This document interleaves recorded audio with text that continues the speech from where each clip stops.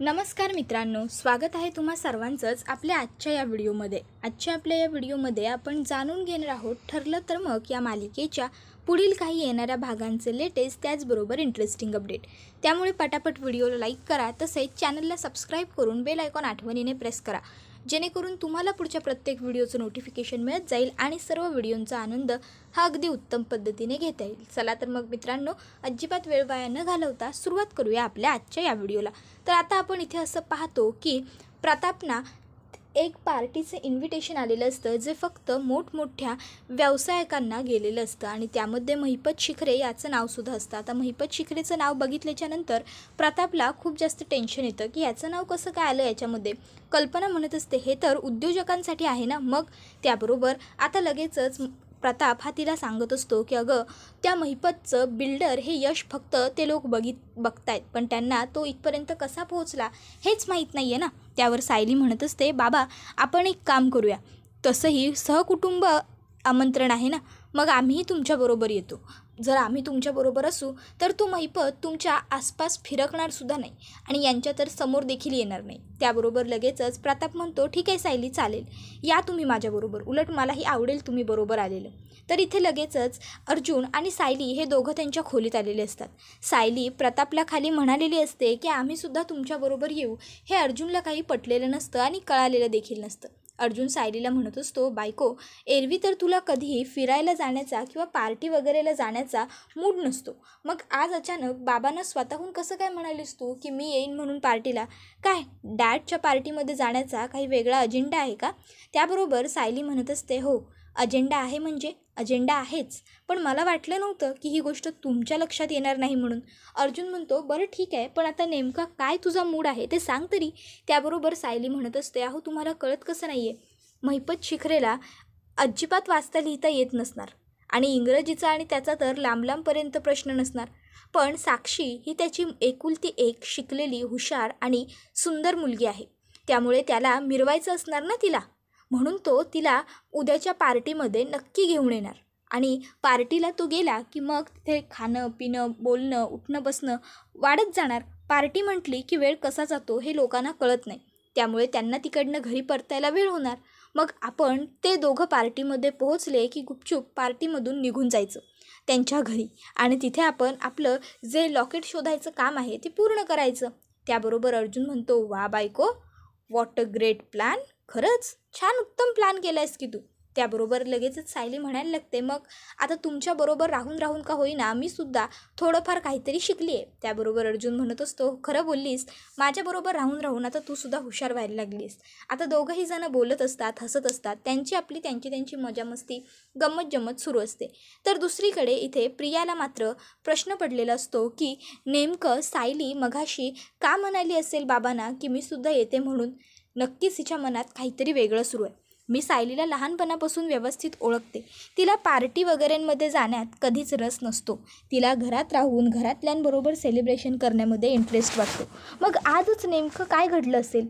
तर दुसरीकडे नागोबा खूप जास्त टेन्शनमध्ये असतो, कारण आता हळूहळू का होईना पण प्रतिमा आत्याच्या चेहऱ्यावरचे सगळे डाग निघून गेलेले आहेत, तिचा पूर्वीचा चेहरा परत आलेला आहे।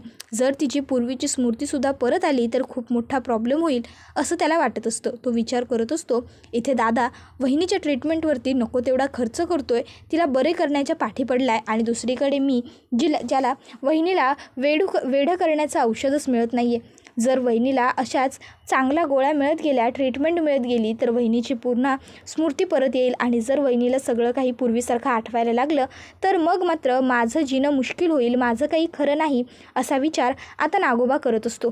काय करता येईल त्याचा विचार सुरू असताना त्याला महिपतचा फोन येतो। महिपत आता त्याला नागराज शेठ लवकर इकडे या, आपण पार्टी करू असं सांगतात। आता नागराज हा लगेचच महिपतच्या एका फोनवरती महिपतच्या घरी पोहोचलेला असतो आणि महिपतला विचारतो काय रे महिपत, एवढं अर्जंट काय काम होतं तुझं? महिपत म्हणत असतो अहो नागराज शेठ असं काय करताय, अहो बघा आपल्याला केवढ्या मोठ्या पार्टीचं आमंत्रण आलंय ते। त्याबरोबर लगेचच नागराज ते आमंत्रण बघतो आणि म्हणत असतो अरे वा महिपत, खरोखर हे खूप महत्त्वाचं आणि खूप महत्त्वाची चांगली गोष्ट घडली आहे। अरे पण ह्याच्यापेक्षाही खूप वाईट गोष्ट आहे. त्याबरोबर महिपत म्हणतो, अरे रे तुम्हाला उगाच बोलवलं नागराज शेठ, तुम्ही आला आणि तुमच्या मागोमाग पनवती बी आली. बरं जाऊ द्या, बोला आता जे काय असेल ते. त्याबरोबर नागोबा सांगायला लागतो की अरे त्या प्रतिमाच्या चेहऱ्यावरचे सगळे डाग धब्बे गायब झाले. त्यावर महिपत म्हणतो, अरे त्याच्याशी आपल्याला काय घेणं देणं आहे, आपल्याला फक्त तिची बुद्धी परत येता कामा नये. त्याबरोबर नागोबा म्हणत असतो, अरे तेच ना, आता फक्त तिचा पूर्वीचा चेहरा परत आला आहे. जर उद्या तिची पूर्वीची बुद्धी परत आली तर. त्याबरोबर लगेचच महिपत म्हणतो, अहो नागराज शेठ असं कसं होईल, तुम्ही देताय ना तिला कसल्या तरी त्या गोळ्या. त्याबरोबर नागोबा सांगायला लागतो की अरे तो माणूस त्या प्रियाच्या ओळखीचा आहे आणि त्यालाही यावेळेस गोळ्या द्यायला काहीतरी उशीर होणार आहे म्हणे, त्यामुळे मला आणखीन जास्त काळजी वाटते. जर त्या प्रतिमाला वेळेवरती गोळ्या दिल्या नाही ना तर कदाचित तिची स्मृती परत येईल आणि मग दादापेक्षाही फास्ट तिची बुद्धी चालायला लागेल आणि मग ते आपल्यासाठी घातक ठरेल. त्यावर लगेचच महिपत म्हणत असतो, नाही नाही बरोबर बोलताय तुम्ही नागराज शेठ, बरोबर बोलताय, पण मग माझ्याकडे एक सोपा पर्याय आहे. त्यावर लगेच आता नागराज विचारतो, काय? महिपत म्हणतो, एक घाव दोन तुकडे. आणि ही गोष्ट आता नागोबाला सुद्धा पटलेली असते. मग आता दोघं मिळून प्रियाला फोन करतात आणि प्रियाला हा सगळा प्रकार सांगतात. प्रिया म्हणते, ठीक आहे आपण असंच करू. तसंही त्या प्रतिमाची आपल्याला काही गरज नाही आहे, उलट ती आपल्याला डोईजरच झाली आहे. जर आपल्याला हे करायचं असेल तर आपण उद्याच्या आज दिवसाचा फायदा करून घेऊ शकतो. म्हणजे उद्या बाबांना त्या मोठ्या पार्टीचं इन्व्हिटेशन आलं आहे. बाबा उद्या तिकडे जाणार आहेत. त्यांच्याबरोबर आई आणि पूर्णा आजीसुद्धा जाईल. सायली आणि अर्जुनसुद्धा त्यांच्याबरोबर जाणार आहेत. मी याच संधीचा फायदा घेईन. अश्विन हॉस्पिटलमधून यायच्या आत मी घरून निघून बाबांकडे म्हणजेच त्या प्रतापकडे जाईन आणि रविराजकडे जाईन आणि त्या किल्लेदारला सांगेन की आपण फिरायला कुठेतरी दोघंजणं बाहेर जाऊया, काहीतरी सरप्राईज आहे. आणि मग आम्ही घराच्या बाहेर पडलो की तुम्ही तुमचा प्लॅन सक्सेसफुल करा. काय तर दुसरीकडे आता इथे प्रताप आणि कल्पना हे दोघंजणं निघून गेलेले असतात. तर सायली आणि अर्जुन हे दोघं आता त्यांच्या गाडीमधून जाणार असतात.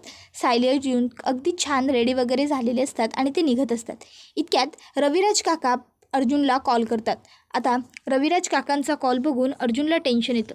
आता रविराज काका इथे अर्जुनला फोन करण्यापाठी कारण असं असतं की त्यांना कळलेलं असतं की प्रतिमा आत्याची जी स्मृती आहे ती परत आलेली आहे आणि म्हणूनच आता रविराज काकांनी अर्जुनला फोन केलेला असतो. तर आता दुसरीकडे इथे महिपतच्या सांगण्यावरून नागराजने प्रतिमा आत्याला बाहेर आग लावलेली असते आणि आता तो तिला आगीच्या जवळ घेऊन चाललेला असतो.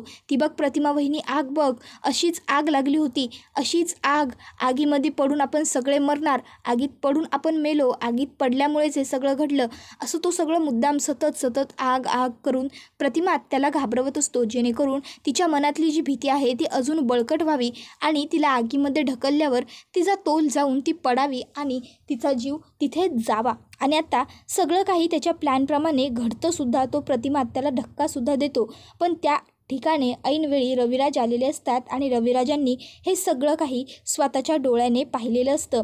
आता प्रतिमाची स्मृती परत येण्यापाठीचं कारण असं असतं मित्रांनो की नागराजने आता हे जे काही कृत्य केलेलं असतं ते त्याने प्रतिमा आत्याचा जीव घेण्यासाठी किंवा तिला घाबरवण्यासाठी केलेलं असतं, पण ते फिरतं उलटंच आणि त्यामुळे आता प्रतिमा आत्याची स्मृती जाण्या अगोदर परत येते. ते म्हणतात ना, एकदा शॉक लागलेल्या माणसाला पुन्हा शॉक दिला की तो बरा होतो. अगदी काहीतरी तसाच प्रकार आता इथे घडलेला असतो आणि हीच गोष्ट रविराज काकांनी अर्जुनला ताबडतोब फोन करून सांगितलेली असते. आता अर्जुन आणि सायलीही तिकडनं यायला निघालेले असतात. तर दुसरीकडे रविराज काका हे प्रतिमा आत्याला जवळ घेतात आणि शांत करत असतात. प्रतिमा शांत हो, काळजी करू नकोस, घाबरू नकोस प्रतिमा, आता मी याला नाही सोडणार.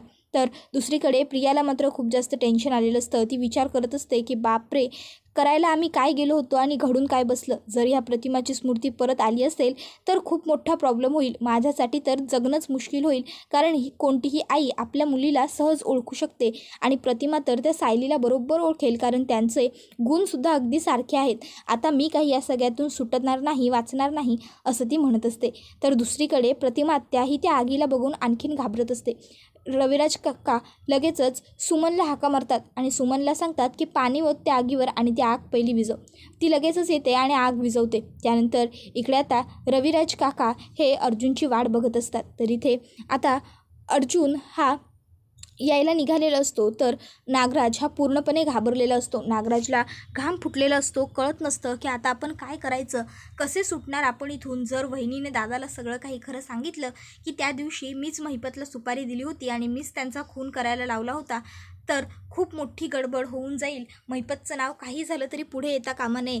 तर इकडे आता लगेचच प्रतिमात्या ही घाबरल्यापणे सांगायला लागते, त्या दिवशीसुद्धा त्याबरोबर लगेचच रविराज काका हे तिच्या डोक्यावर हात ठेवतात आणि तिला म्हणतात की प्रतिमा शांत हो. हे बघ, घाबरू नकोस, काळजी करू नकोस, मी आहे इथे तुझ्याजवळ, तुला काही होणार नाही, तू अगदी व्यवस्थित आहेस, फक्त स्वतःवरचा ताबा हरवू नकोस, शांत हो प्रतिमा. पण प्रतिमा आत्या काही शांत होत नसतात, त्यांना पॅनिक अटॅक आलेला असतो. आता रविराज काका पुन्हा अर्जुनला कॉल करतात आणि अर्जुन तू कुठे पोहोचलायस, लवकर ये ना, इथे सायलीची खूप गरज आहे असं सांगतात.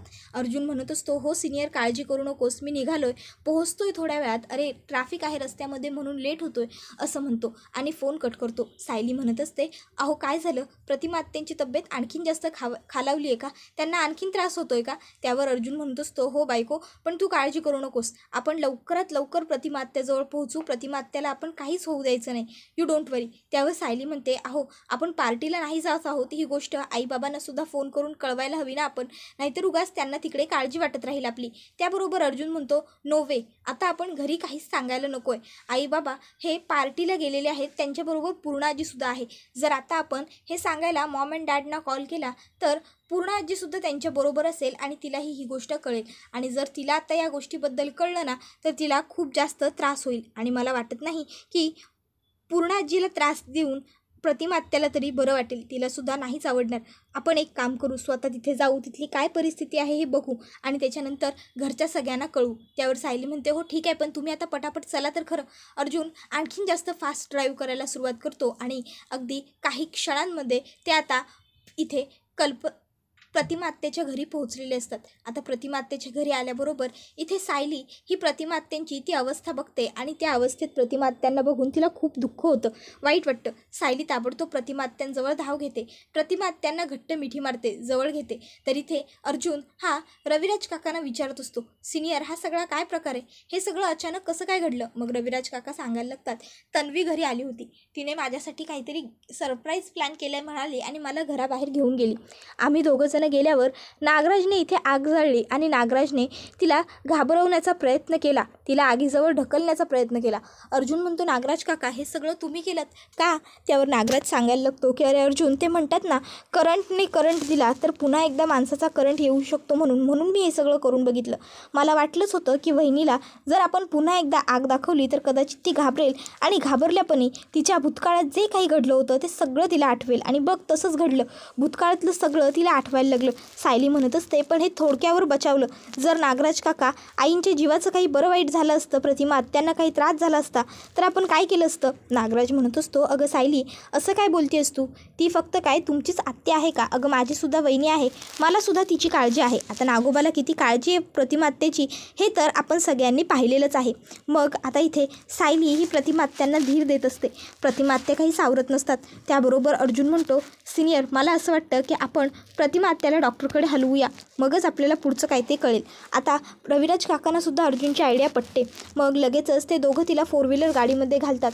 एका बाजूला सायली बसते, एका बाजूला सुमन बसते आणि घेऊन थेट सिटी हॉस्पिटलमध्ये येतात. लगेचच स्ट्रेचर वगैरे अरेंज केली जाते. तर इथे आता प्रतिमा आत्या ही घाबरलेली असते, ती बडबड करत असते. डॉक्टर येऊन विचारतात की काय झालं या पेशंटला. त्याबरोबर रविराज काका सांगतात की यांना सायकॅट्रिस्टची गरज आहे. त्याबरोबर डॉक्टर सांगतात की ठीक आहे मी सायकॅट्रिस्टला पाठवून देतो. त्यानंतर आता सायकॅट्रिस्ट त्या ठिकाणी आलेले असतात आणि त्या प्रतिमा आत्याला विचारतात की काय झालं तुम्हाला, नेमका प्रॉब्लेम काय. मग रविराज काका सांगतात की आमचा एका कार ॲक्सिडेंटमध्ये आगीने अपघात झाला होता आणि हिला आता असं वाटतंय की तिला ते सगळं आठवायला लागले. प्रतिमा आत्या म्हणते मला वाटत नाही आहे, मला खरंच आठवतं आहे. त्यावर लगेचच आता तो डॉक्टर म्हणत असतो अहो जर त्यांना आठवतं आहे तर ही गोष्ट खरं तर खूप चांगली आणि अभिमानास्पद आहे. त्याबरोबर लगेचच पुढे रविराज काका सांगायला लागतात की ही जी ट्रीटमेंट ज्या डॉक्टरकडे सुरू होती त्यांनी आम्हाला सांगितलं होतं की हिला किमान 6 ते 7 महिने रिकवर व्हायला लागतील. मग ही इतक्या लवकर रिकवर कशी झाली, नेमकं काय आहे हे सगळं. त्याबरोबर आता डॉक्टर सांगायला लागतात की बऱ्याचशा वेळेस हे असं होतं, पेशंट प्रियांना अचानक त्यांची स्मृती परत आल्यासारखं वाटतं. कधी कधी ती येत नाही तर कधी कधी ती येते. आता आपण यांना काही प्रश्न विचारूया. कदाचित जर यांनी बरोबर उत्तर दिली तर यांची स्मृती परत आली आहे. मग लगेचच आता रविराज काका प्रश्न विचारायला सुरुवात करतात. सुरुवात ते प्रियापासूनच करतात. ही कोण आहे? त्यावर प्रतिमा आत्या म्हणते मला नाही माहीत, मी नाही ओळखत. त्याबरोबर लगेचच रविराज काका म्हणतात की बघितलं नाही ओळखतही. त्याबरोबर आता लगेच पुढे सायकॅट्रिस्ट म्हणायला लागतात की तुम्ही आणखीन दुसरं कोणाकोणाला विचारा. मग रविराज काका स्वतःचं नाव घेऊन विचारतात प्रतिमा मी कोण आहे? त्याबरोबर ती म्हणते रविराज. मग सायलीकडे बोट दाखवतात. त्यावर लगेच प्रतिमा आत्या म्हणते सायली. अर्जुनकडे दाखवल्यावर अर्जुन. इतक्यात आता सायली आणि अर्जुनच्या जीवात जीव आलेला असतो. त्यांना कळून चुकलेलं असतं की प्रतिमा आत्या ही आता ठीकठाक आहे, तिला काही झालेलं नाही आहे. मग अर्जुन लगेचच घरच्यांना कॉल करतो आणि ही गोष्ट सांगतो की प्रतिमा आत्याची तब्येत खूप जास्त खराब होती, आम्ही तिला दवाखान्यात घेऊन आलेलो आहोत आणि सिटी हॉस्पिटल या ठिकाणी आम्ही आहोत. त्याबरोबर घरातले सगळे सदस्य त्या ठिकाणी आलेले असतात. आता घरातले आल्याबरोबर लगेचच इथे प्रिया ही कांगावा करायला लागते. माझी आई. आई तुला आता कसं वाटतंय गं? हे सगळं कसं काय घडलं? नागराज काका अहो तुम्हाला काही कळतं की नाही? आईच्या जीवाशी तुम्ही खेळ करत होतात का? त्याबरोबर आता घरी हॉस्पिटलमध्ये प्रतिमा आत्याला जे कोणी लोक भेटायला आलेले असतात, प्रतिमा आत्या त्या सगळ्यांना अगदी व्यवस्थित ओळख देत असते. म्हणजे आता अर्जुनला ही खात्री झालेली असते की याचा अर्थ नक्कीच प्रतिमा आत्याची स्मृती परत आलेली आहे. मग आता अर्जुन हा प्रतिमा आत्याला विचारायला सुरुवात करतो. प्रतिमा आत्या मला सांग तुझा ॲक्सिडेंट कसा घडला? कोणी घडवून आणला? त्यावर प्रतिमा आत्या आता सांगायला लागते तुझ्या वाढदिवसाच्या दिवशी सुट्टी होती, तर शनिवार होता म्हणून मी आणि तन्वीचे बाबा आम्ही तिघंही रात्रीच्या वेळी घरी यायला निघालो. आता ज्यावेळेस रविराज ड्राईव्ह करत होते अचानक मागून एक भला मोठा टेम्पो आला आणि त्याने आम्हाला धडक दिली. रविराज माझ्या समोर खाली कोसळले. मी बराच वेळ बेशुद्ध होते. तन्वी तिकडनं उठून निघून गेली होती कुठेतरी. मी उठण्याचा खूप प्रयत्न करत होते पण मला काही जमत नव्हतं. समोरून एक व्यक्ती आली. तिने मला हात देण्याचा प्रयत्न केला पण त्याने मला हात दिला आणि ढकलूनही दिली. त्यानेच माझा जीव घेतला होता खरं तर, प्रयत्न केला होता खरं तर, पण मी आता जिवंत आहे. त्याबरोबर आता लगेचच अर्जुन त्या माणसाचं म्हणजेच महिपतचं वर्णन करायला लागतो. केस पांढरी होती, दाढी पांढरी होती, उंची कशी होती? त्याबरोबर आता रविराज काका म्हणायला लागतात की मला हे सगळं कोणी केलं आहे ते कळलं आहे. महिपत शिखरे आणि त्याच्या माणसांनीच हे सगळं केलं. मग काय आता रविराज काका महिपतला कुटायला निघालेले असतात. तर आता अर्जुन म्हणत असतो सिनियर तू थांब, मी सुद्धा येतो. दोघंही तिकडनं आता लगेचच नागराजला मारण्यासाठी बाहेर पडलेले असतात. नागराजला भरपूर मार मारतात दोघंही जण आणि महिपतलाही चांगला कुटून काढतात. कारण आता प्रतिमा आत्याने स्वतःहून सगळं खरं सांगितलेलं असतं आणि आता प्रतिमा आत्याने खरं सांगितल्यामुळे सगळ्या सत्याचा उलगडा झालेला असतो. सगळ्यांना खरं कळालेलं असतं की हे सगळं काही नागराज आणि महिपत ह्या दोघांनीच घडवून आणलेलं आहे. त्यामुळे आता इथे या सगळ्या गोष्टीचा पर्दाफाश झालेला असतो. त्याबरोबर हा व्हिडिओ इथेच संपतो. व्हिडिओ आवडला की व्हिडिओला लाईक करत चला. त्याचबरोबर चॅनलला सबस्क्राईब करून बेल आयकॉन आठवणीने प्रेस करा, जेणेकरून तुम्हाला पुढच्या प्रत्येक व्हिडिओचं नोटिफिकेशन मिळत जाईल आणि सर्व व्हिडिओंचा आनंद हा अगदी उत्तम पद्धतीने घेता येईल. चला तर मग मित्रांनो आजच्या पुरती इतकंच. पुढचा व्हिडिओ येईपर्यंत धन्यवाद.